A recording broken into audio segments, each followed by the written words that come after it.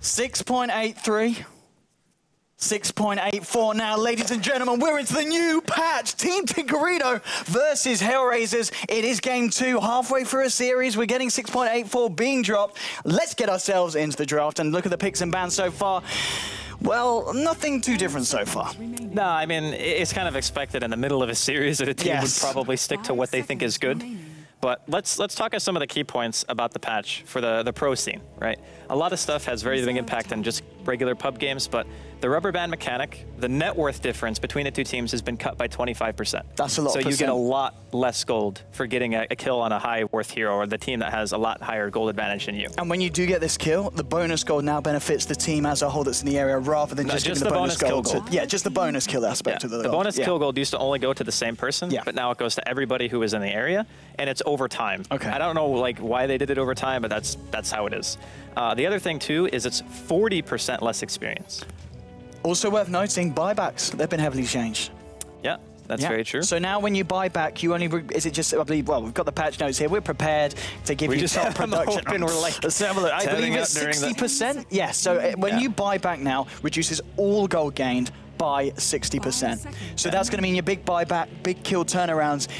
That on top of the fact that obviously the rubber band mechanic has changed, it's going to be much harder to kind of buy back from a position where you're very far behind and then turn around from one base defense.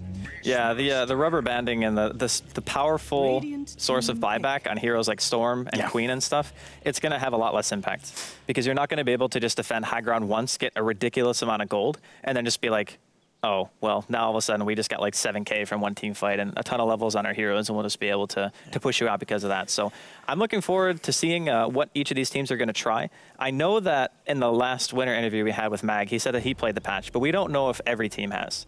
Like a lot of teams are really busy. They practice a lot. They try to get in like any scrims that they can. Team Tinkerino, boot camping, you'd expect out of all the teams, they've probably been playing around with the test client. Yeah, I would assume so. Like anybody who's not in a match is probably just testing stuff that they think is really strong. Beastmaster, first hero, obviously a hero that Bulba, already very proficient on, has received buffs. Base damage increased by 4. You've also got the fact that the Wild Axe's cast points being reduced by 0.1 of a second, and the fact that the boars now attack at every, well, it's 0.5 attack point rather than 0.633.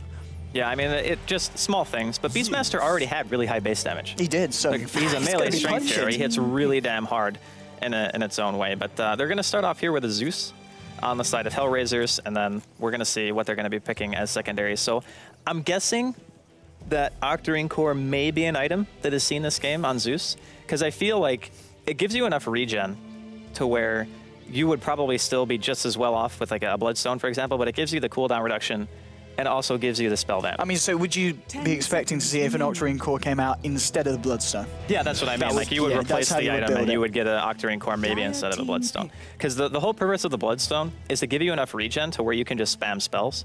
But I think Octarine Core might give you almost enough on its own. Okay. And if you went another item after that that also gave regen, like Refresher, for example, you could probably get away with just that level of regen and not have to get like insane Bloodstone charges. But we'll see if they want to change it up or if they want to stick to the old thing that they're used to. Yeah, I mean, I believe the only nerf that did happen to Zeus is the fact that Thunder God's Wrath, now rather than giving 1,000 vision around the hero, it's only 500. So yeah, they nerf a lot of vision spells like that. A lot. Like Storm actually got 1,000 to 400 with his Storm Bolt vision. Yeah, with the That's a bit ball, of a nerf. Yeah, when you ball lightning in now, you used to be able to see like Shiva's guard range. Yeah. Now you can only see like less than auto attack range of the hero, which is very, very small.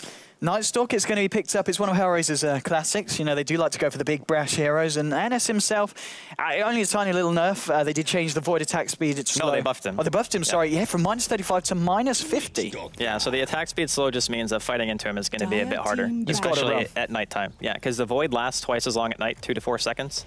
And then during night, it's like 50% attack speed slow is also a big reason why Scotty was considered so good. Yeah. Because they kept increasing the attack speed slow from like 25 to 35 to like 50 or whatever it is now. And then it's like, okay, now I just can't fight against SOI Scotty because the two slows stacking on top of each other, I can't even attack.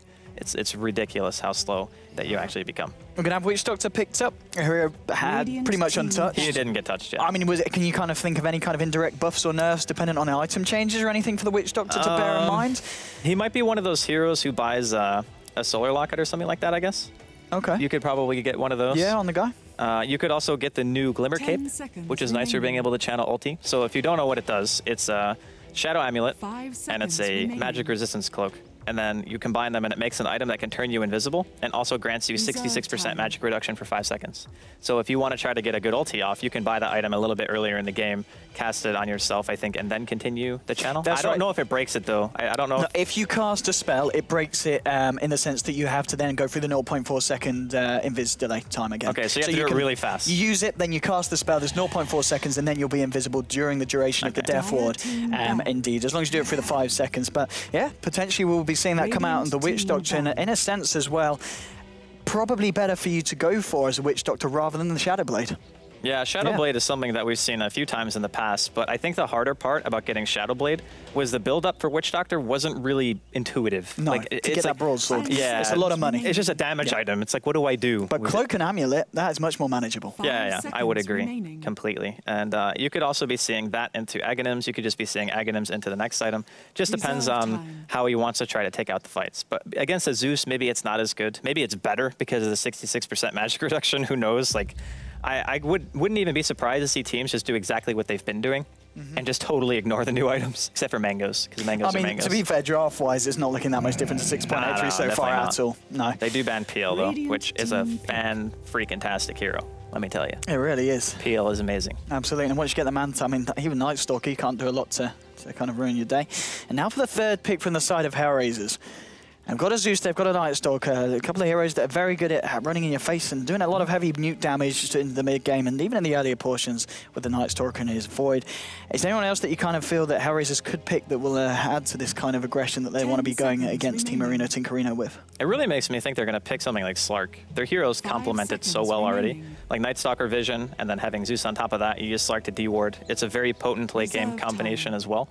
And against heroes like Beastmaster and Witch Doctor, oh, here we go. That's 6.84. This hero got changed a lot. I mean, the fact that in the mid lane now is, let's have a look at this. He's got damage reduction on his breath. Up to 36%, I believe. His ultimate form dot is now lethal, which is huge. 35%. Yeah, so it's 35, not at the first level, no, 20%, but at level 4. But for 8 seconds at 20% at the first level, that's a value point and a half there. Yeah, imagine when a Vengeful Spirit dies with max aura around you. That's the same kind of damage reduction level that you're going to be getting from your Dragon's Breath.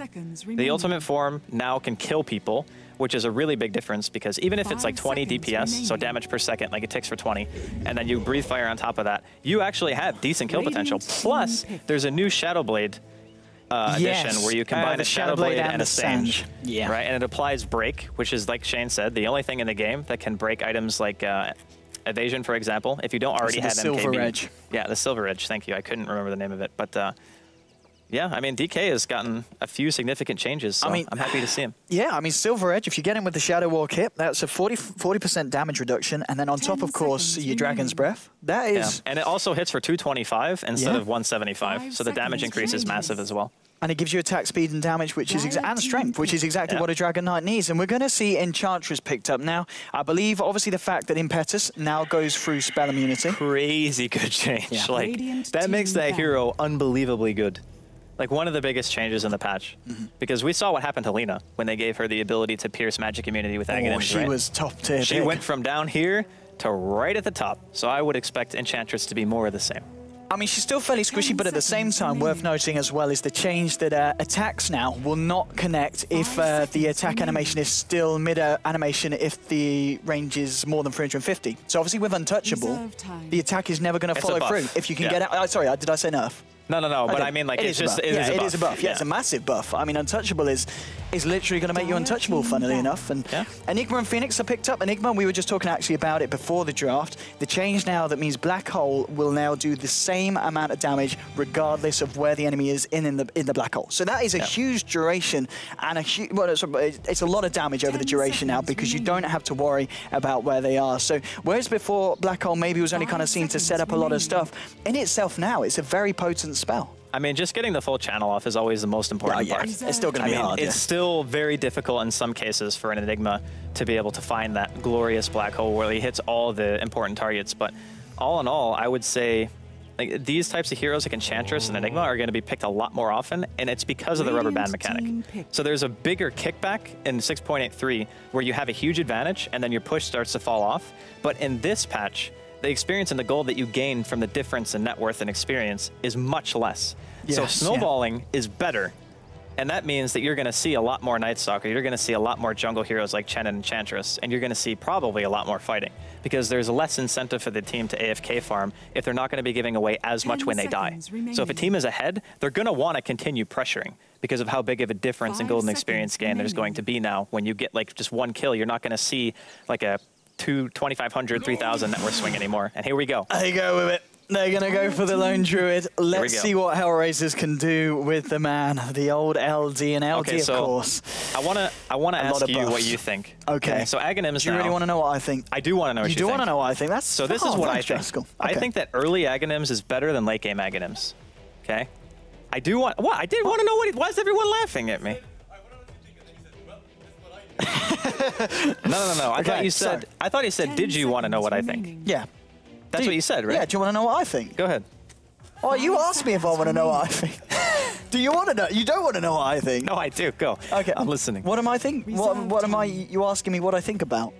You weren't even listening. This is why I don't want to know what you think. You said, okay, so you said Lone Druid early axe is better than late game axe. Yeah, that's my opinion. And what's that down to? Down to the fact that in the late game you're going to want to have the bear near you and you're going to need to get the buffs on him as well, or is it just the bear falls off during the later stages? Or I think it's more because the way that I see it, since the bear grants you experience now. Okay. Right? So if you have Aghanims and it's early game... Which is also a nice buff, by the way, just noting for Enchantress as well with her creeps. She'll be able to get experience even if she's not there when the kills go. I don't know if it's Enchantress too. Is it? I thought it was just Lone Druid. Whole. Hero kills achieved by units under your control now provide XP credit to your hero. Yeah, okay. So that is a really big change for Chen and Enchantress too. I didn't know if it was for all of them or just him. But because the Aghanims change allows you to hit from anywhere, think of how good ganks are going to be with just a max level bear and just get a lucky entangle. And then the rest of your team follows up. And if you still get credit for that, like map-wide, it means that he is actually going to become a ganking hero if you get Aghanims. So you can go like Phase, Mask of Madness, and then you go into the Aghanims, and then you just use them to gank. And then anytime your bear ever gets touched, you can bring it back to you. It runs at almost haste rune speed. There's a lot of clowny stuff going on in this game compared to what I'm used to. And talking about clowny stuff, you get Nocturne Orb on your bear. Root has 100% uptime if you're looking at the ROG. If you're Bulldog, maybe. If you want to do that, by all means, be my guest. Final pick for the side of Team Reno Tinkerino. It's going to be the Gyrocopter. We were also talking about that hero before the game started. A hero that now the cast point of course, Rocket Barrage is 0. Yep. So in lane, that's pretty damn scary if you're up against it. Yeah, his magic damage output and the capability of just walking next to somebody. Gyro's already 315 base move speed. So he's one of the faster heroes in Dota, as the median, I think, is like 300 or something like that. Maybe 305 now. They keep changing movement speeds on heroes. There's like a dozen heroes. Oh, the first ever mangoes there being bought by Hellraisers. Goretz and Dread. Oh, Goretz sells this. He doesn't. Oh, we didn't like it. Gift Mango. No, it's only Dread that's coming into lane with the mangoes, and well, mangoes for ASUS. He's a bit of a mango guy, isn't he? He's a bit of a mango man. He definitely is. Who bought a mango? Bulba can smell it. Dread.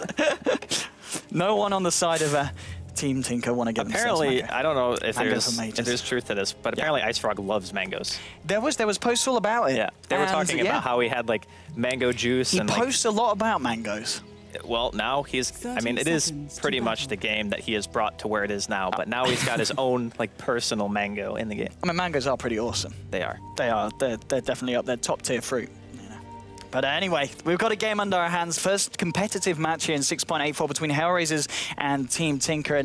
And these teams are fun teams. So I think if there are ever any other teams to break into this patch with it, well, Pylite died. Who's going to be the first to die in 6.84? Goretz is caught in the midst of all three of them. Qualifier, has he got the Rocket Barrage point available if he wants to use it? Yes, he has. There we go on to Goddamn and Alpha Ninja. Pylite die is getting low. Who's going to be the first to die in 6.84? Pylite die. It'll go down in history, and it goes down in this game as well. They lose the Night Stalker, but also the Dragon Knight and the Beastmaster falling. Double kill for Black, double kill for Dread. Dread, welcome to 6.84, ladies and gentlemen, and Hellraisers versus Team Tinker. Let's get ourselves introduced and acquainted with the lineups. It's on the side of Hellraisers. You're going to have Dread. He's going to be on the Zeus on this dual lane off lane. He's going to be backed up by Goretz on the Night Stalker. Mid lane is going to be the Dragon Knight. Afo Ninja is going to be manning up on that one. Goddamn in the jungle on your Enchantress. And finally, on the solo safe lane, it's going to be Artez on the Lone Druid. Ladies and gentlemen, I'm OD Pixel. I'm here with Draskell. Draskell, what are we seeing from Team Tinker? All right, so Team Tinker, bottom lane. We're going to have Bulba. He's going to be playing on the Phoenix towards middle. We're going to have Black playing Beastmaster of all heroes, something that I haven't seen him on. But anyway, towards top, we're going to have first Qualifier playing a Gyrocopter. Pylai is going to be handling the Witch Doctor. And then last but not least is Way2 handling the Enigma. Okay, so we're a minute into the game. All changes considered, how are we going to see the two junglers act in this game? Who's going to be more active? Is it going to be the kind of standard Enigma sitting back, looking to farm up those key items like the mech? And to be fair, even though we don't always see the Arcanes picked up straight away on the Enigma, the old Guardian Greaves could be a nice pickup for the lad. I feel like that might end up being a core item on Enigma, because like you mentioned, he buys mech most of the time. He typically strays away from Arcane Boots just because Soul Ring is more than enough mana regen for him in most cases. But with such a nice addition to the game, like that item, just being able to dispel yourself, free mana, free health for the team, it's almost too good to pass up on a hero that's in sole purpose, in my opinion, for the early game is pushing. Like, and that aura being, I think, triple or maybe even 4 times as effective on things below 25% health. You get 15 armor and health regen when you're low. Like, that cannot... That is crazy. That's insane amounts of survivability for the early mid game. So we'll see if he wants to stick to the old or maybe try something new.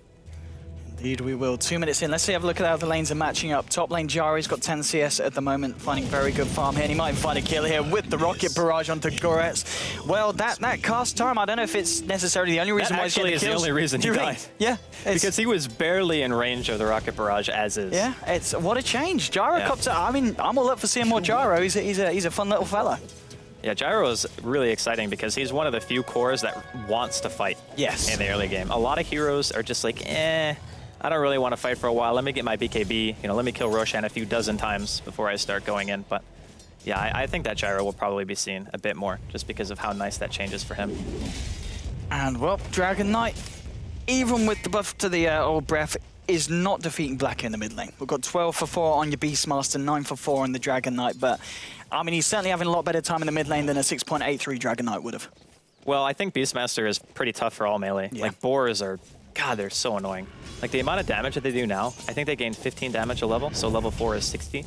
And with DK, he's got his Dragon's Blood, so that's not too bad. But all in all, I think Beastmaster should usually win in a melee matchup versus DK. They're trying to find Bulba here on the bottom lane. Goretz coming in, hasn't got any points in the Crippling Fair, but he's just going to be able to spook out the Phoenix mid lane. Goddamn. With the smoke, looking for a gank. Bulba, he's a little bit far out. In come the creeps. Has he got a point in enchant? Of course he has, because he's got creeps, so we'll be able to get that slow off. And there we go. Can he get the Centaur Stomp in range? The Centaur's actually going to time out in a bit. Will they be able to get the stun? They won't. It's just whiffed, just a little bit too short. And Black will be able to get himself out. Summons up a boar of his own and, well, turns it around, trying to force the Enchantress back out the jungle. Way2 continuing to farm very well. 3 minutes, 45 seconds in, has got level 5, and has still opted for the Soul Ring at this farming stage of the game. It makes more sense if you want to go for the mech faster to not buy Arcane Boots. So I would definitely say that that pickup is more than fine.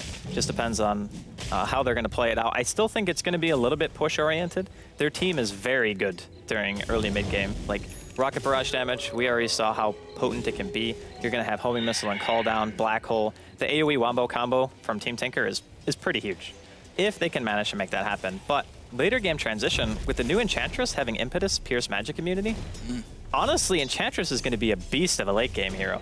Like, if Goddamn gets like a Midas and like farm swords, Aghanims or something like that, you're going to start seeing some ridiculous damage output coming from this hero alone. So normally Enchantress is like only good late game against short duration BKBs and some heroes who don't even buy it. So like Morphling, back when he was picked a lot, people typically didn't buy BKB unless you're a Chinese team, then you bought it every game. But yeah, I think the Enchantress is the one who's going to be carrying most of the late game damage outside of the Zeus. I mean, especially against a hero like Gyrocopter that won't really be building strength for HP-based items and normally does just rely on a BKB for his survivability. Yeah. He is gonna blow up to the impetuses. He's gonna get the splat. So hopefully Team Tinker realize this and know who to focus down, because Enchantress has one of the worst strength gains in Dota. Actually, I think he has the absolute worst at exactly 1. So he's not a tanky hero, but if left alone, has the capability of dealing quite a bit of damage. But all matchups considered, I would say Team Tinker are definitely getting the early game advantage. The only lane for them that's not going amazing is off lane, but we kind of expected that, as Gorak had made the transition bottom after he died the first time top. So he has been against more or less a dual lane / tri-lane if you consider the Enchantress as well. He's coming towards mid lane as well with Pylai. Black does have the Raw and will pop it straight away into Alpha Ninja. And he comes with the Icarus Dive. Bulba trying to commit to this, and with the axes, that'll be more than enough damage to find the kill onto the Beastmaster. Pylai wasn't even needed, but very nice rotation there from the Phoenix to get himself involved in a little bit of action. Yeah, I like that quite a bit.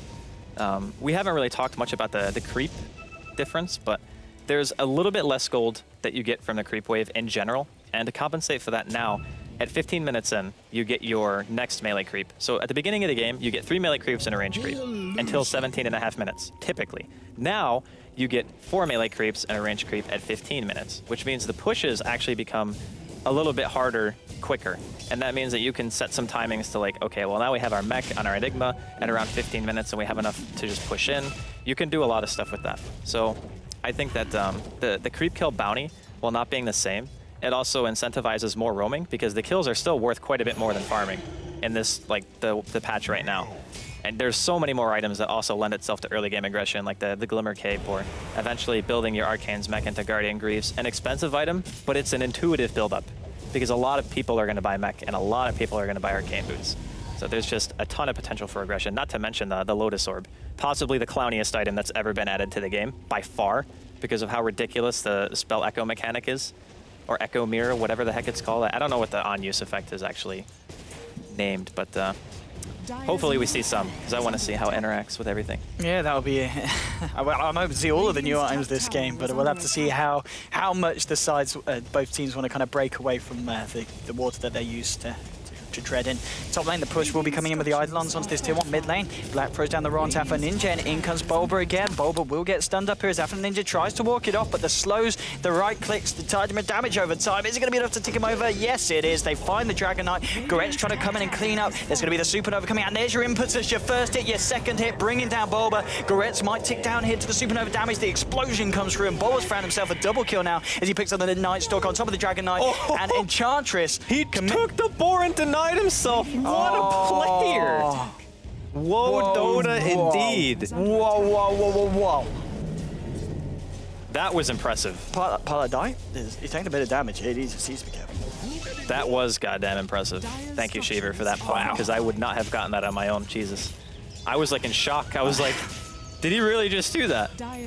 That was insanely impressive. Actually, Midas on Ench, 8 minutes in. Not bad at all. He'll be very happy with that. Bottom lane as well. Lone Druid, as we just saw, getting the push on. Might be in trouble now as Black's coming in with Bulba. Black with the boar slow here, causing so many issues for Lone Druid. And even with that armor buff, I don't think it's going to be enough to stop himself from going down. The Bears, Sam is trying to get the attacks. Armageddon's lethal now.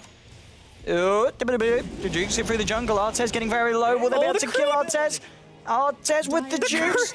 It's trying so hard. Oh my god. That melee creep actually saved his life because the bear walks faster than a melee creep, and if he had gotten hit one more time. Qualifier coming into the mid lane. He's got the mana for the old rocket barrage, but not for the missile as well. Has the backup of Way2 coming in. And with the Malefice, is it going to be enough? Yeah, it's your Black Hole as well. And if you're going to be able to find a kill at this point, it's always worth blowing 9 minutes into the game. Very nice rotation out of the jungle there from Way2. And really nice timing. He gets a tower though, so Affinenge didn't suffer too much for that. Getting a mid-tier 1 at 9 minutes, that is typical Dragon Knight. He's died 4 times though. So maybe not the hero that he's most used to playing because they have been focusing him pretty darn hard. What, the Phoenix ganked him, the Enigma has ganked him, and he died in the beginning fight. What was his 4th death? Because he died 4 times. I'm kind of forgetting where he died the last time. Either way, it doesn't matter. Yeah. I don't know. It's a crazy game. Lots of movement around the map. Both teams seeming to try to get some kind of early map control, but HR don't really have the team for it as much. Like their Enchantress is the go-to, but everyone on Team Tinker has good early game. Like Enigma even just throwing out a Malefice and almost having his mech. The Witch Doctor has great stun. Gyrocopter does a ton of damage, and Beastmaster already has Roar up and almost a book. So I would say that Team Tinker are definitely advantaged here, at least in the early game.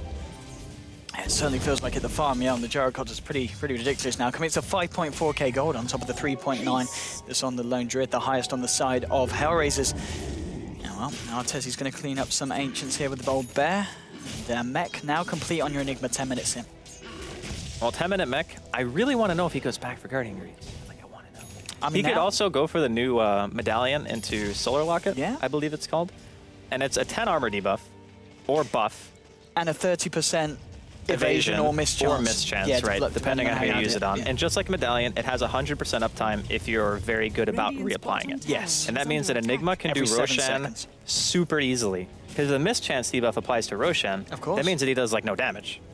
And you can just go in there with that item and just splat, kill him straight up. But here we go, smoke from the side of Team Tinker. Into the Radiant jungle, they're looking for the Enchantress, but the Enchantress is actually on the top lane at the moment. It's only the lone Druid in the jungle at this point, and he's on the opposite side of the Radiant jungle to the side of Team Tinker, so it doesn't look like they're going to be able to catch anyone out here. Maybe they can look for a push on the tier 1, but at the same time, Hellraisers, they're looking for a bit of action themselves on the top lane, and will start to get the push on there as well. Artez just defending up the tier 1 in the mid lane against the Black's aggression. Because the paralyzing cast is not going to bounce, but with the Primal Roar and with the Death Ward as well, Artez, he's getting low. He will go down there. Goddamn coming in, wants to try and find some action, but Bulba's already there on it as well. Dread, he's going to be able to come in with the burst damage onto Bulba, but Bulba gets the Supernova off. Enchantress is just going to stand there and will be able to kill the Supernova. The Supernova was enough damage though to tick over Zeus, but a 2-for-1 trade there in the mid lane, still favouring the side of Team Tinker. Alpha Ninja trying to get a push on us this tier 1. There's going to be a TP in from the Enigma. Doesn't have Black Hole yet for another 30 seconds and could be in a bit of trouble here. I mean, Alpha Ninja, damage doing a fair bit. It's going to focus back on the tower. Will find the tower gold. Looks for a deny way to. Alpha Ninja find this kill here. Nah, way too pops the mech, and Alpha Ninja isn't going to waste his time chasing that one down. Good though that he got the tower. I actually thought Way2 was going to get that deny for free, because 3 conversions and him hitting at the same time should be more than enough damage to get the deny, but not going to be the case. Check out what the Artez is going for here. So he went for the standard phase boots and Tranquil on himself, obviously phase boots on the bear. I'm wondering if he goes for the Mask of Madness, or does he just go for the standard Radiance? I don't really think he would pick Lone Druid unless he wanted to try something new. Like, if the patch comes out and Aghanims is one of the biggest item and playstyle changes for the hero, I feel like he might be looking to try to get it a little bit earlier rather than later. But I still feel you need at least one useful item on the bear before you go Aghs, because otherwise it's just like a regular bear with boots. Okay, so far into the game, 4-11 at the moment. If we have a look at the overall grasp between the two sides, what are we seeing? And Enigma, he's a bit of a party pooper. Went for the finished off treads rather than the good old Guardian Greaves that we were hoping to see. It's okay. I mean, we can't expect to see every single new item in the first game. No, we can't. Unfortunately. Both teams still want to win, so they're going to do what they think is best for that situation. Nice ancient stack here for the old Gyro to clean up later when he wants to return to it. Jungle of Hellraisers and Enchantress, you know, wanting to capitalize on that impetus, going straight for the Aghanim Scepter after the Midas. It's the best build for Enchantress. I mean, getting extra points into Impetus gives you a damage increase, and then getting the Scepter increases the bonus range of your auto attack. So you go from 550 to I think it's like 740, right? 740 attack range, something like that.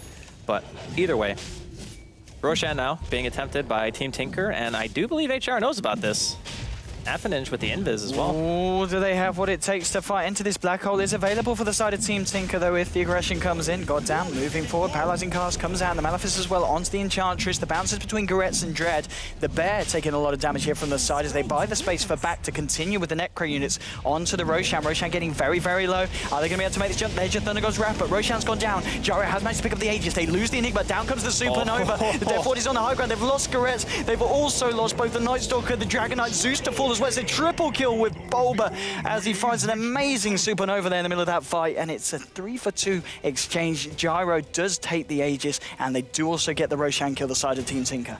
That was insane, actually. Like, the amount of damage that just the call down and the Egg pretty much won that fight on its own, because the call down snared too, and they were stuck in range of Bulba and they couldn't get away. So now, after already having the Midas before the fight started, Bulba's already back up to 2,200 gold. He just bought something. What did he buy? All right, he's going Yules, looks like. Yules did get significantly nerfed, by the way. So was it plus 100 onto the mana cost? It costs 100 more mana than it used to. So that's a pretty hefty nerf, but Phoenix doesn't have high mana cost on his abilities. Like, even right now, he has enough to use everything if he just wands. But actually, his whole kit only costs him 410 mana on its own. So the Yules that you get gives you more mana pool, obviously, because of the intelligence. So.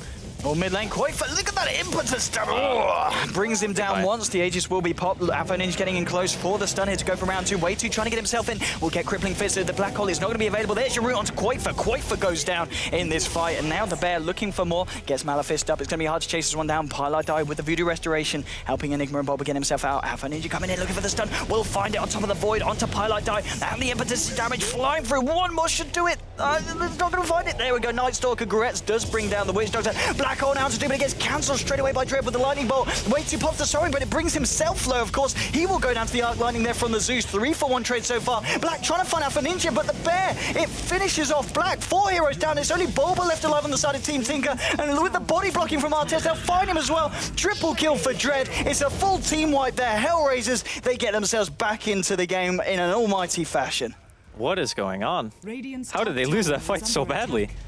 Even at the start, it's like, yeah, sure, you lose your gyro, but he had Aegis, so you should have had plenty of time to come back and be able to help him out. I just think it was the fact that the Black Hole really didn't do much of anything, and they didn't have Egg. Like, Bulba died before I think Supernova was actually up again, or by the time he would have been able to use it, it wouldn't have mattered because there were so many people around that they just would have killed the Egg regardless. So, yeah, excellent turnaround there from HR. And they're looking pretty happy with that. I mean, that's a pretty big golden experience swing. Not 6.83 big. No. But big. Look at that's a much more gentle kind of curve. That's thank you, Ice Frog. That's nicer. Much nicer to do with. Lone Druid, 3k gold in the bank. Yeah, so he probably is just going Relic, I would guess. Like, even just getting Radiance into Ags can be really powerful. It lets you farm at a ridiculous rate. You can farm the jungle and a lane at the same time. Like, either with your hero or your bear, you can, like, run it around just into supports and be a jerk. Like, you can do whatever you want. Smoke up now from the side of Team Tinker into the Radiant jungle. There's no one here on the side of Hellraisers at the moment. The closest heroes are both Lone Druid and Night Stalker hanging around in the mid lane. Aghanim's now finished on Enchantress, 17 minutes in. Let's see what he can do with this beauty. Goretz is going to be spotted out. Black with the Raw straight away from the tree line onto Goretz. They have to follow up. They have the cast coming in. Death Ward is dropped as well. They want to kill this Night Stalker, and they will do so indeed as he burns down there to the laser as well from Bulba. That is a dead Night Stalker. And for Ninja with the Invis rune, can he look for some kind of reinitiation for the team? They've got the Enchantress there with a full mana pool and with the Aghanims. There's going to be a lot of damage flying out if they can catch someone here. Way too. He heads off, retreats through the Radiant jungle, but mid lane, for Ninja closing in on Black, pops the ultimate, gets the stun as well. Black could be in a lot of trouble. In comes Impetus, 1, 2, and the root as well. Blows him up. Dread will find the kill there onto Black on the Beastmaster. Dread is getting really out of control, like in terms of the farm that he has. He's got Midas, Tranquils, 1,600 gold. He spent most of the early game walking around. Like, he was like off lane, then he like walked around for a while, got like 6 kills and 5 assists. Now all of a sudden, he's got almost enough to buy his point booster if he wants to go for the Octarine Core, if he wants to go Bloodstone.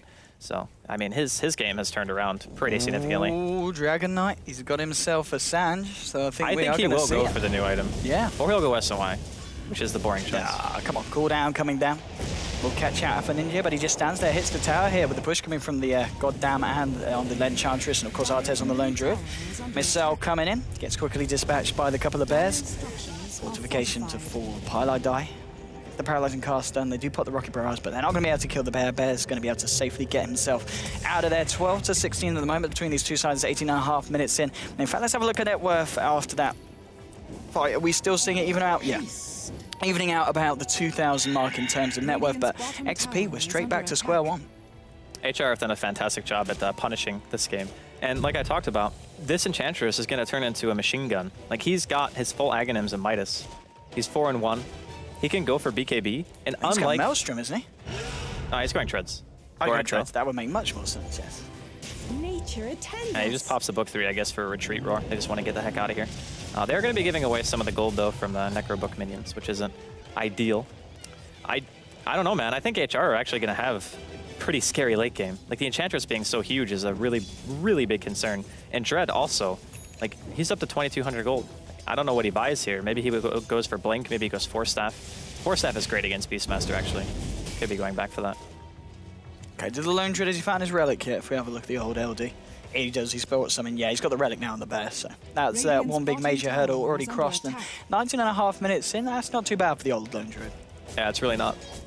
I really, I really want to see X. I just want to see how he plays it, you know?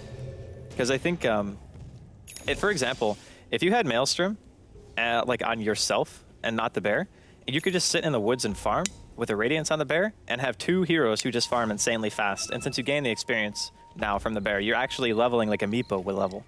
Like, you're just eating the jungle and you're eating the lane. So you could go double Maelstrom into Ags and you just eat everything on the map. I don't know, it seems crazy good to me if you're ahead. Because the bear is so hard to kill.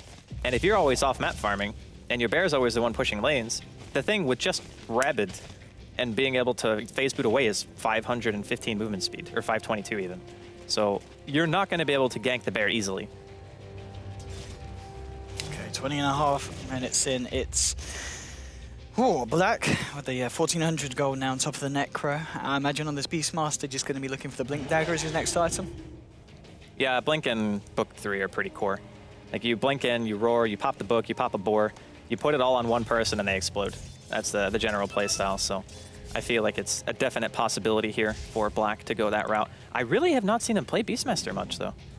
I think this is maybe one of the first times that we've seen it at all. I mean, we've already had a first time today, seeing a Scotty on Spiritbreaker. Apparently, it was the first time it's ever happened. I knew it didn't look that familiar, but I didn't think it never happened before. Well, something new happening every day here in Dota 2, even when you least expect it. Qualifier continues to farm this bottom lane. He's doing pretty well for himself, but pretty well. I mean, he's top of the net worth, as we can see. 11,000 gold on him. On top of the BKB, 2.8k gold in the bank as well. He's coming into the mid lane. Hellraisers, they've got the 3-man here. They've got the Dragon Knight, the Lone Druid, and the Zeus hanging around the mid lane. It's going to be a smoke up now, though, from the side of Team Tinker. And again, going into the Radiant jungle. The only person here at the moment is Zeus, and they're going to be able to head straight for him. They do have, of course, the Beastmaster Hawk. Zeus, he's going to be okay. They don't spot anyone at the moment. Only the Enchantress down on the bottom lane. And, well, the Zeus ult there will indeed scout them all out. They know exactly what's going on. And Hellraisers are going to get caught out this time. I mean, even if they don't get caught out, they're still going to lose their building. So it's not as if Team Tinker are losing out on too much here. Roshan's going to be up 2 minutes, maybe a little bit less. And when that happens, we're going to see the next fight. Hopefully, for HR, the fight doesn't go as bad as the first Roshan fight did, because they got completely annihilated around the pit. And then, interestingly enough, managed to win a fight against an Aegis Gyro. Let's see if a fight kicks off here now. They're on the high ground, the full 5-man of Hellraisers. And Team Tinker back up, and indeed, for the Dragon Knight, I believe that's the first... Oh. He needs a recipe. He needs a recipe. He needs a recipe. It's 350 to buy the recipe. Okay. 350. Oh, he's walking past the... Oh, no, he stole it. Never mind. He stole the Necro book, so they didn't see him. So I think they're back anyway. Let's see. Can Hellraisers catch anyone on Team Tinker on the way out? They gotta know. They have to know this. Like, this is a very obvious smoke. Bulba with the Invis Rune. Goret's leading the way. Check out the Roche pit first of all. No one's going to be there. Bulba with his Invis, he's going to dispel the smoke onto Goddamn, nice. And yeah, they know what's up. There's a black hole available here for Way 2. Closing on the BKB himself. He's only about 700 gold away from picking up that recipe. Still the remainder of the side of Hellraisers, other than the Enchantress, are still under the cover of the smoke. And now Dread will break it.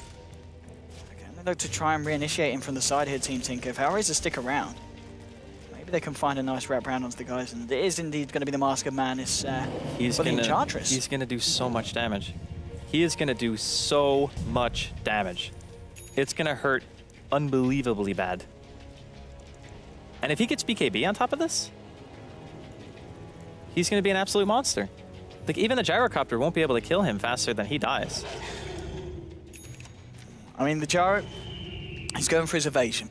Yeah. He's pretty much well on the way to completing the butterfly. He's got the Eagle Song, has the quarterstaff, just has to go up that final 1500 hurdle to pick up that talisman. Still, kind of a passive moment of the game here. Neither team finding any kind of action.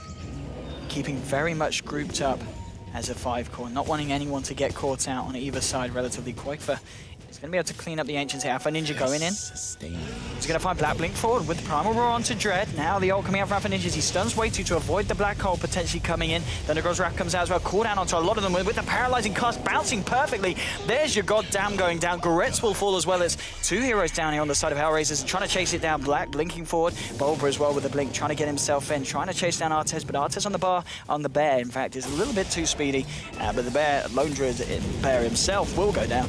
But Lone Druid keeps himself alive. But it is 2 heroes falling on Hellraisers, and Hellraisers not really even scratching the side of Team Tinker on the way out. It was just a really awkward engagement because their Enchantress was the one who got ran into first.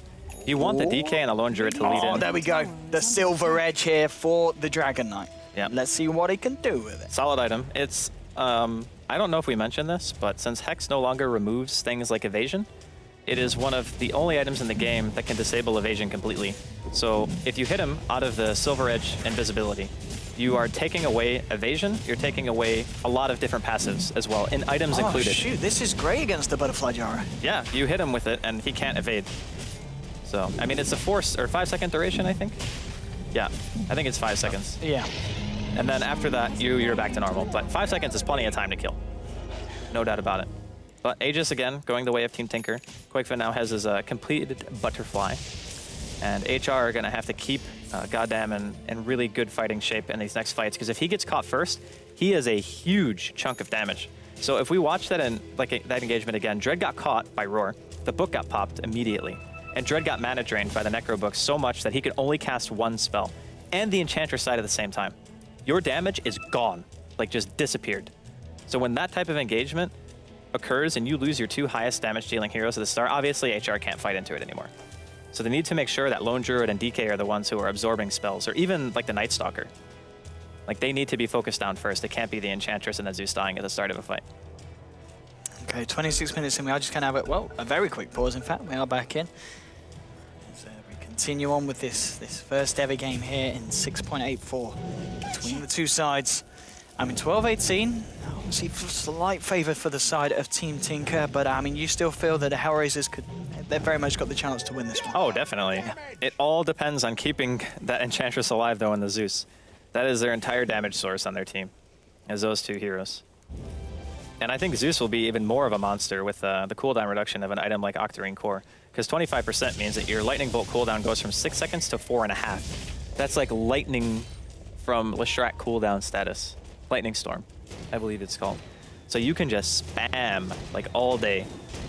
Qualifier with a double damage now, going down the mid lane with Black and Way2 backing him up in the sidelines. He has got the Witch Doctor and the Phoenix Bulba coming in as well. The tier 2 will fall. They're going to be able to get a tier 2 trade though, Hellraisers. They're going to need to get themselves back here to defend against this as the side of Team Tinker ready to go to the high ground. And indeed, the fortification comes out from the die, the Radiant TP pack for this defense. But I mean, the tier 3 is falling so fast, the pushing power here of Team Tinker. Fortification will come out. Team Tinker, they look content and just standing their ground. Qualifier with the Butterfly, still with the Aegis on him. Throw the Void out from the Night Stalker onto Qualifier. Artez, he sends the Bear in. Bear gets Malefice. In comes one Impetus. He's actually going to be able to evade that one. Onto Pylite, that's half his health go. Ninja with the stun onto Bulba. Bulb gets himself used up. Black Hole now onto Gretz and the Lone Druid Bear. Supernova to follow up as well. Gretz getting low with the paralyzing cast. It'll almost certainly get caught out by the stun. No, he's a little bit too speedy. He gets out. Bulba comes out with the stun, which catches out Ninja. Witch Doctor and Drive very, very low. Qualifier still alive. He's still alive. There we go. Finally, the Thunder God's Wrath cleans them both up. 3 heroes down on the side of TT, 1 on the side of HR. But of course, Gyro's coming back for round 2. Now he pops the BKB. Bulba uses himself up. He's so low. Is he going to get out of this? Icarus dies, but I think that Lone Druid, in fact, it might have been the Orb of Venom tick damage that was lethal there to him as he got himself out of that. Or Radiance, yeah. Actually, that's probably the more likely situation. But 3-for-1 trade. Hellraisers, they do defend the base. Yeah, I mean, the beginning of that fight was really awkward because I think Way2 forced it too hard. Like, he walked forward and tried to catch anybody with his Black Hole, and he only got Gorak. And then, for some reason, it goddamn hit him like twice. Octarine and then he turned around. Yeah. Wow. Octarine Core is a very nice pickup for him. Here we go, boys. Yeah, your Arc Lightning has a 1.3 second cooldown with this. 1.3125 to be precise, Draskell. Yeah, though, I'm sorry, I'm not on that level. And his ulti cooldown goes to like a minute, like 67 seconds. It's honestly insanely good for him. He doesn't quite have the mana regen though, so he'll probably need another item with mana regen on it. Get yourself the Refresher Orb with the reduced cooldown as well, and yeah, that's a little bit tasty. Could do that. Could definitely do that. So, 15-19. Arguably, Hellraisers with the 2 big items that are only in the game thanks to 6.84. Maybe 6.84 is what Hellraisers needed to bring this series back to a 1-1. It could be. Maybe they just wanted to eat mangoes all the time. Maybe. I mean, Dread's had a fair few mangoes. He's bought like 1 billion of them. He's going to get fat. Too many mangoes. He's going to have a lot of fun on the toilet tomorrow, I'll tell you that. 15-19 at the moment, 29 minutes in. Oh boy. Goretz, how's he doing? 1,600 gold in the bank. It's good old Night Stalker still. I guess he's going to go for the Aghanims. Not great. 1 and 7 is not great. Maybe he goes... Actually, Moon Shards are more expensive than Aghanims. Never mind. I was going to say, maybe he goes Moon Shards. But that would be like totally pointless. Definitely and Moon Shards, of course, Draskell, for the people at home is? It's double Hyperstone in a recipe. And it gives you 120 attack speed. And it also gives you the capability of using the item to grant you a permanent 60 attack speed bonus. And it also gives you plus 250 night vision. 75, is it? Is it 275 or 250? Ooh. Wait, I can tab out. Yeah, fine. you can tab out. You find out, my friend. I think it's plus 250. Yeah, we'll find out here Let's in just have a a look. second. It's 250, you were right. Oh, yeah, top lane. Alpha Ninja goes in onto Pylite Die with the impetus is flying through from Goddamn. It is a lot of damage. And Pylite Die, he's not a fan of a lot of damage, and it is lethal for the Witch Doctor. Yeah, I mean... You don't really have to tab out when it's in the that's a good point, actually. That is a good point. That is a very good point. Listen. It's in the shop now. I'm not good with new patches, okay? It's gonna, I'm old. It takes me time to adjust. Were you around when, like, 2 was here? Yes. 1 was here? Yes. 0 point before 1 was here? I played when it wasn't even called Dota, dude. What was it called then? League of Legends? It was like AN of Strife. And then it went to like some like other map names, and then after a really long time it went into Dota. Well, this is Dota. Yep. Now, it's come a long way. Is it? Is it? Sometimes people say it's not Dota. What is this now? No, that's like that saying. I was like, it's not Dota. Oh. Because the game's like really clowny or something. So this game, it's looking good for Hellraisers. It really is. I mean, they brought it back, Team Tinker. They've had their ups and downs, on a bit of a downer at the moment. Because Hellraisers, they're going from strength to strength. They're getting the big pickups. Beastmaster has got the Blink Dagger and the gem. He's got 1700. Qualifier now on his gyrocopter. Does have the MKB, so there's no doubt about it. Gyrocopter's going to be punching. Yeah, his damage output's going pretty high right now. And the other cool thing, since he has BKB, he can freely hit against everyone except for Enchantress. So unless like the DK opens up on him with a stun, he's going to be dealing a tremendous amount of DPS during the next couple of fights. And I don't think anyone else really on the side of HR really has anything huge yet. Looks like the Bear is working towards AC, and he'll have it pretty soon.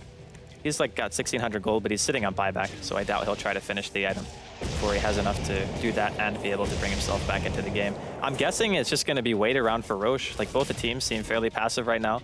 I don't know if either team has a smoke available. I guess I can just check. Looks like, yeah, there is actually a smoke available. So we'll see if they go for it. Hellraisers heading into the dire jungle here. The side of Team Tinker, they do have a fair few heroes up on the top lane. Maybe Hellraisers can find an initiation here. Black blinking back. They spotted him though. They did indeed, and they're going to be able to keep their distance, and they won't be caught out by the heroes here on the side of the Radiant. Bulba, he's got himself the Mystic Staff. We can obviously expect to see the Shiva's card come out. Shiva's card? Shiva's guard come out from the old Bulba. And there's your first boots to travel coming out from good old Beastmaster. Let's see if he decides to upgrade them to the aptly named, I mean, they're just called upgraded boots to travel, aren't they? Have they got a second name? No, it's just boots to travel. Just boots to travel? They look different though, right?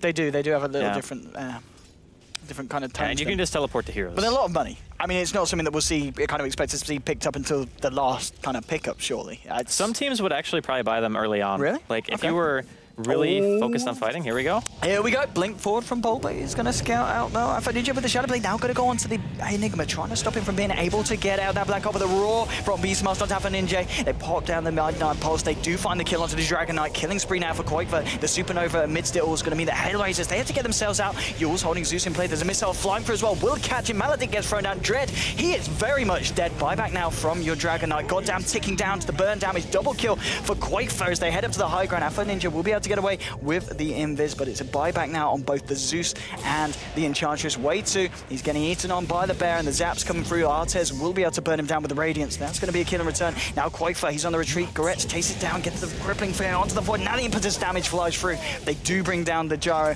and the Enigma, and now they'll smoke up straight away and see if they can find anything more. Bulba, he's got the blink. He's just going to be able to blink out and escape. Looks like they won't be able to find anyone. But it was essentially a 3-for-2 exchange, but they did use 3 buybacks there to defend the base Hellraisers. It was a pretty hefty investment, but overall worth it.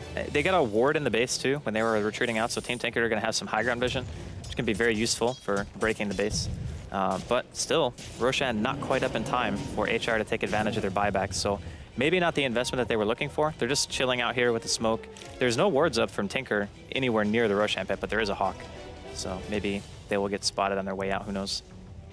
I still feel like the DK desperately needs BKB, like really, really bad. because you don't want to really eat full rocket barrage and stuff like that. You're really one of the only persons sitting in a team fight a lot of the time as a Dragon Knight. So any spell that deals more damage based on there only being one target in range, like Edict or Rocket Barrage, you really, really want BKB. So just so you don't eat all of it. And I guess Edict isn't a great example because it's not just one flat damage type, but still. He's coming out into the Witch Doctor. Paladai will back up. Dragon Knight now with a double damage rune under his belt. And well, Paladai and the Witch Doctor fairly close to the Aghanims. He has the point booster Ogre Club and 1,200 gold to boot. Enigma now with 1,200 gold on himself. I mean, do you think that is there anything other than the Blink Dagger that he could be thinking about in this game? Well, I mean, the go-tos are like Vlad's and AC, right? Like if you're Beastmaster with Blink already, I mean, that's the item that you go for. I think you just try to enhance your push as much as you can. Just try to go all in. Buff your Gyrocopter's damage a little bit, and also gives range lifesteal now too on the Vlads. Yeah, 10%, I believe. Yep, 10%, and it also takes Headdress now instead of just a Ring of Regen. So it's a little bit more expensive, but the benefit that it gives your team is much greater, and it's much more applicable to a lot of different compositions as opposed to just melee heroes. Because a lot of the time you would buy one and people were like, ah, well, you only have like 3 melee or 2 melee, so it's not really that good. But now it's good for everybody. It is indeed. We'll see if any of the sides do grab that. As you said, pretty sure we'll see it come out of the Beastmaster sooner than later. Aghanims now finished up on Goretz, and Team Tinker positioning themselves around the Roshan pit as Roche is back up. But with this vision, they do see that Qualifier is up there on the high ground. Qualifier just standing his ground. He's not going to make the first jump into this fight. Hellraisers themselves all grouping up in their own jungle.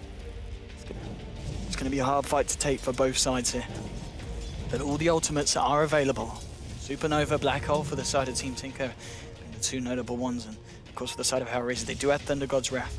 Shiva's Guard now, it's pretty much on, yeah, he's just got to get the final 40 gold for that plate now, and then we'll see Phoenix having the Shiva's Guard on. Dread goes into the pit, checking out for wards on the high ground, there's nothing there, but they do find the Hawk. The Hawk has now been taken away from Team Tinkerino now. Artez going in with the Bear, and with Goddamn. I'm going to try for Roshan here. The rest of the side of Hellraisers positioning themselves on the high ground, trying to do everything they can to create as much space as possible in the pit. Here comes the old little Satire, will get taken down, and they steal the ball for themselves. And Chartreuse says thank you very much for the ball. Sends him up to the high ground to get the vision for the side of Hellraisers. Roshan now coming down to half health. Night time is popped. It's going to make it even harder for Team Tinker to fight into this. Now Quafer gets voided from the low ground.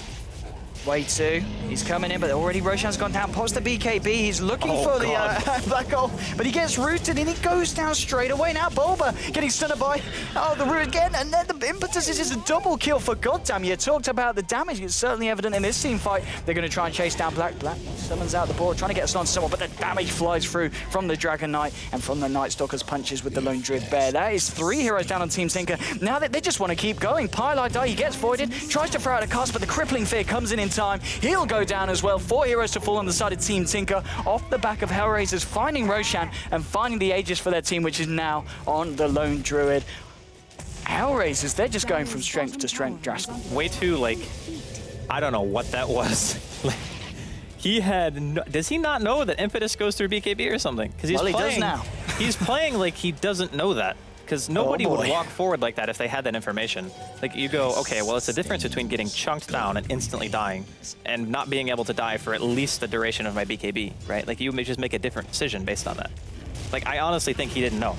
Because he got rooted and destroyed. Like, even if he just gets entangled there, he might not die super fast and his team may be able to help him out.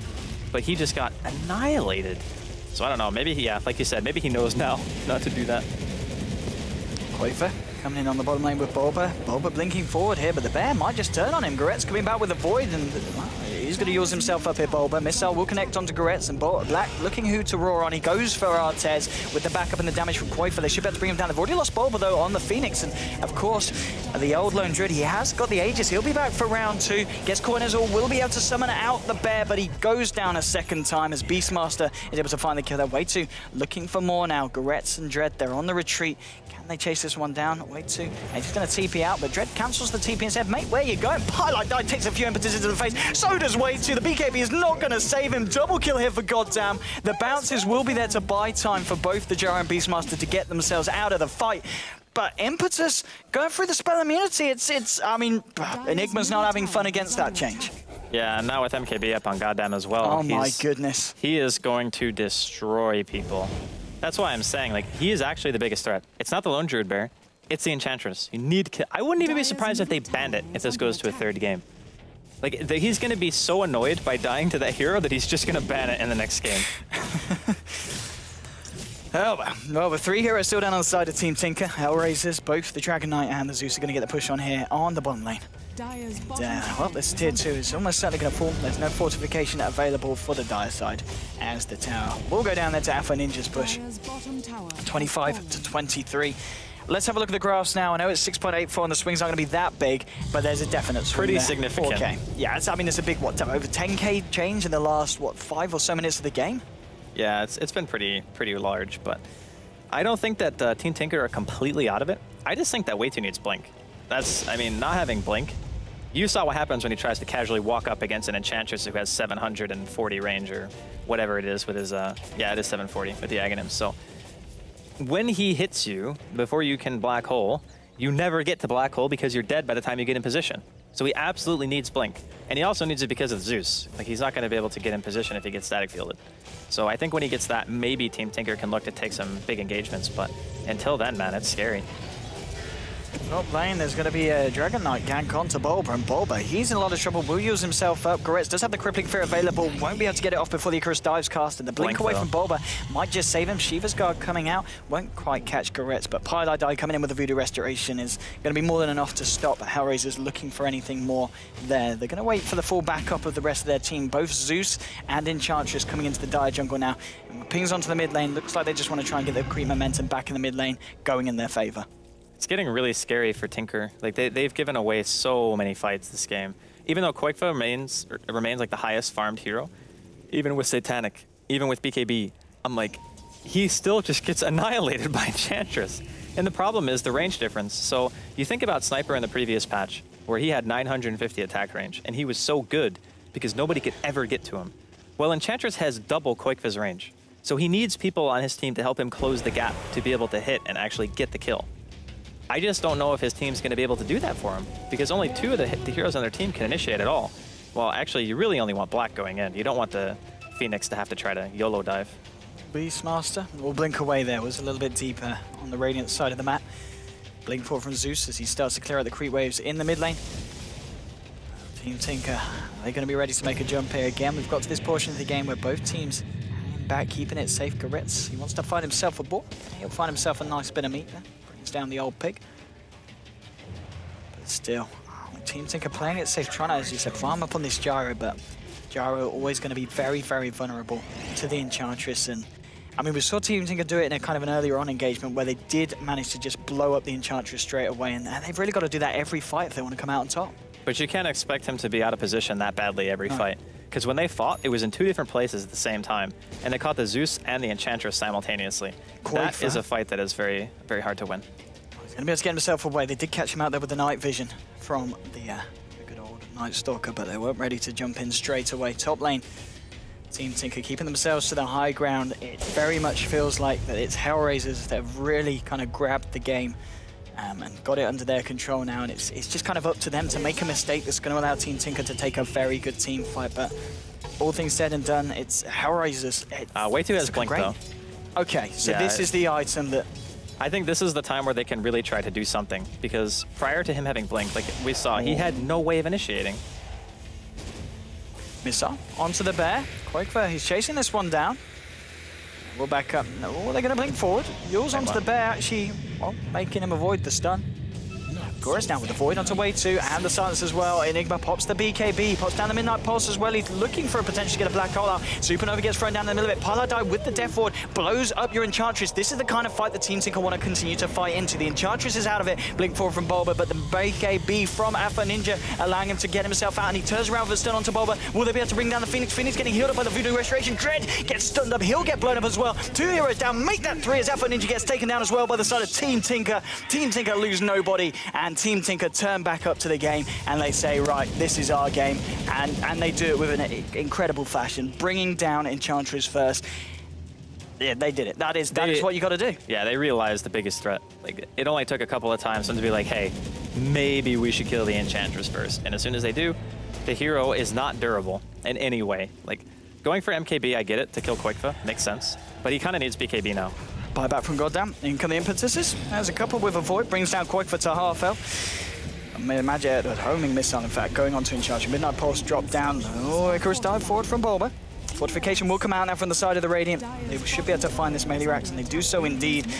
Goretz wants to go in with the void. The impetus, the BKB is not going to save you, but the black hole just might. Yours up from Goddamn, but he's getting sucked into the black hole. Can they kill this Enchantress for the second time? With the Roar, they should be able to. That is your Enchantress down, and she did indeed buy back before that. Afro Ninja, he's getting quick for Velo, but now they're just going to turn it around. They bring down the Dragon Knight as well. Dragon Knight, he can't buy back for 90 seconds. Boba blinking forward, trying to get some action onto Goretz, but he's just a little bit too fast. In comes the Raitu with the Malefice. They won't be able to finish off the Night Stalker, but that's 2 big kills with Dragon Knight and Enchantress off the map for a good minute or so. They're going to be able to clear out another set of racks, and this could be game, Draskell. I think Quake forgot he had a Satanic. Even when Ninja was chasing him and he was hitting him, he didn't use a Satanic. Like, he had it the whole time. He liked living life on the edge, I guess. But yeah, double set of racks going the way of Team Tinker. Really fantastic engagement. They kill the Enchantress once in the beginning of the fight. Really easy steamroll without having to worry about Quakefa, who can get bursted down by that magic immunity piercing impetus. Oh, he's got the Moon Shard on Gyro. Oh, yeah. Ah, shoot. I mean, that item gives 120 attack speed. Oh, so yeah. with his damage, he hits insanely fast. Look at him go. Bomb, bomb, bomb. Yeah. That kind of I mean, knocks back that's to Mask of 6.8 Madness free level sniper. attack speed. It's actually more than Mask Got of the Madness. new ho-ho-ha-ha here, Gyro, with the old Moon Shards. He's got that vision, too. He has as well, hasn't he? Yeah. Which is going to be fairly nice against the lineup with Night Stalker, who's obviously looking to impair it with the ultimate. His Quakefa will still be able to give the team a heads up in terms of what's going on, and sitting on a lot of money as well, this Gyro. 30,000 net worth on your Gyrocopter. That's 10k above the Lone Druid. Yeah. And look at that swing. Between, you know how the last time that we had an interview with Team Tinker, they were saying how Black carries us? It's kind of like Black and Quakefa carry them every game. Quakefa's plays. Like in the last engagement, the reason why they killed the Enchantress is because Black roared the Enchantress at the start of the fight. And then they were able to follow it up.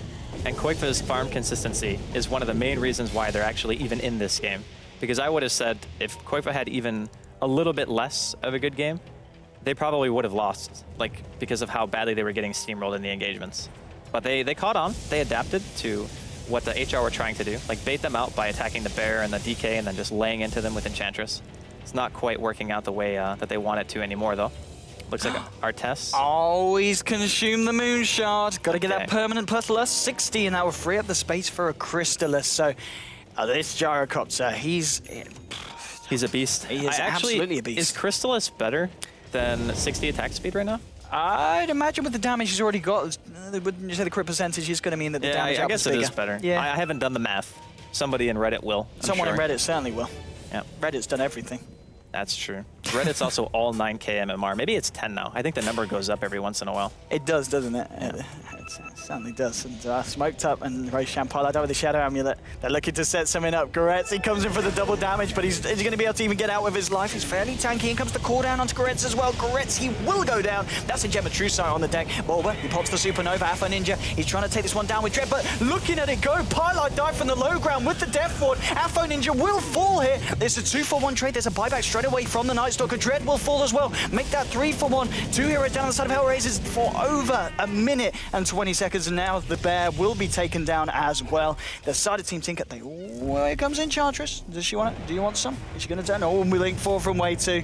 He has got a Malefice. He's going to just use the black hole straight in onto Goddamn. Here's your follow-up from Black coming in, but he's silenced up. They do find the paralyzing cars onto Goddamn, trying to chase this one down with the Rocket Barrage. Quakefa looking for it. There's a buyback on Zeus. Way 2's very low. We'll get taken down by the final Arc Lightning there. And now, well, Quakefa with the damage. He's almost certainly going to find Artes. Artes, he's going to be able to get out of the cooldown. He does survive. Pylite die. Is he going to go to the Goretz? No, it's Stalker. No, the Arc Lightning actually finishes him off. 3 heroes down on Team Tinker. Goddamn trying to fight up against Black. But look at this, a bit of slow-mo action. Black goes down.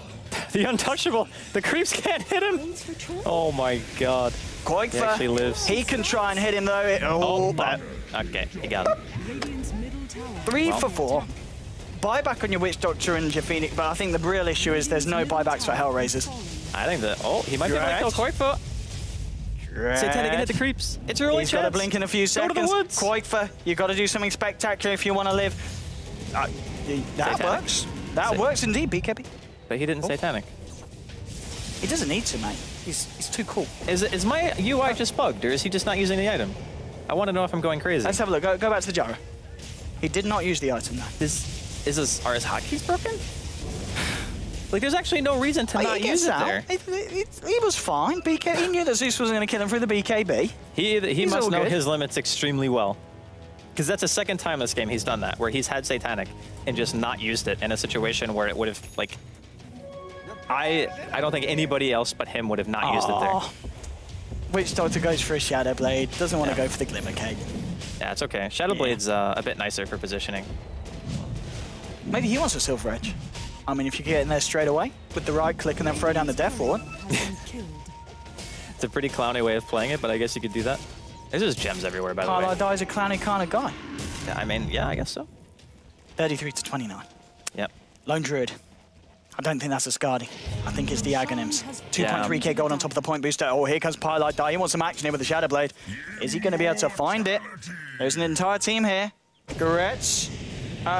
He's got a gem. He's got 2 gems, and that means, well, Pilot Die. Looks like things haven't changed. Before. But maybe it was all a setup. There's Black with the roar onto Goretz. Cooldown coming down. Quakeface does a lot of damage. Is it enough? Goretz getting low. They will be able to bring down the Night Stalker. BKB pop by Quakeface. Maybe he will be able to find the Lone Druid as well as the bear goes down. Artis is caught in the middle of it all. Goddamn, doing so much damage with the impactors. He can't bring down Way 2 though. Way 2's still alive. They've only lost the Witch Doctor. There we go. They do finally lose the Enigma as well. It's a 2 for 3 trade so far. Black and Bulba chasing down Goddamn. Dread's still alive as well. But the Supernova comes out just before the Phoenix goes down. Goddamn's going to have to turn and run. Blink forward to the high ground from Black. He's trying to control this Enchantress. In comes Quakeface, finds the final kill. It's a triple kill for Quakeface. GG well played is called. Team Tinker is the first competitive team to take a match and a series as a whole here in 6.84. Quakeface finishes it with an ultra kill. What a game, Draskell. You heard it here first. Team Tinker are the slayers of the ho-ho-ha-ha. Absolutely. They are the slayers of 6.83 and Slasher's sadness, apparently, because Slasher's the only one in the studio who misses 6.83. All right, well, obviously, big shout out to Team Tinker. They played... Team Tinker, yeah, they're doing good. It seemed a little bit weird at some points in the game, like Way 2 with his casual walk-ins. But that's why we love Team Tinker. That's what we expect. I'm pretty sure he didn't know that Impetus goes through BKB. Like, the way that he walked forward, he did it twice. Like, he walked in BKB and he's like, I'm dead. And then he did it again. And then he realized, I think, he's like, oh, somebody like yelled at him, probably smacked him. He's like, yo, goes through BKB now, stop doing that. And he's like, okay, I'll buy a Blink then, and then we'll win the game. I mean, I guess that was, at the end of the day, that's the problem with the Enchantress. As much damage as she can deal now through BKB, she's still a little bit of a glass cannon. Yeah, I mean, she went MKB this game to make sure that she could always kill Quakefa, which I feel is a solid choice, because now since Hex doesn't actually allow you to attack through Butterfly guaranteed anymore, doesn't have the break mechanic, doesn't break the, MKB is the only way to guarantee that you're going to hit him, unless he gets the Silver Edge proc off from the DK, which I don't think ever happened in this game, at least. I could be wrong. Like, maybe he hit him like once or twice, but in the end, it didn't really matter much anyway. But normally, you would just go Hex if you were Enchantress in that game. And the Hex would have offered you a lot more control, would have given you some much-needed mana regen that he didn't have before. And I mean, I think actually making the MKB and not being able to make the Hex to kill Quakefa actually hurt the Enchantress in some way. But still, the Impetus buff made it overall better. Well, weird stuff. And hopefully we'll see a lot more weird stuff with 6.84. Obviously, in terms of games here at DreamLeague, that is it for today. But we're going to be back, of course, with the finals now tomorrow, which will be between Vega and Team Tinker. And that's going to be a pretty exciting final, so I hope you guys come back and join myself and Draskell for that when we'll be casting that tomorrow. But of course, for now, that is it from myself and Draskell. Hopefully you've enjoyed the casting. I think it was the first time casting 6.84. It was pretty good. We did all right, I think. Started off rocky. Yeah. But, you know, we got through it. We got through it. Hopefully we didn't spread too much misinformation. Like, we read it thread. Oh, these guys know nothing about the patch. But no one plays a test client. This is their job. They should know. Probably, but hopefully not Reddit. Be kind. But anyway, ladies and gentlemen, that is it from myself and Draskell. We're going to head you straight over to our analysts to give you some insight on what we've just seen here on the first 6.84 competitive game. Don't go anywhere. We're going to play a few sponsors images first, and then it'll be over to those guys. But from myself and Draskell, we'll see you guys about. Have a good night.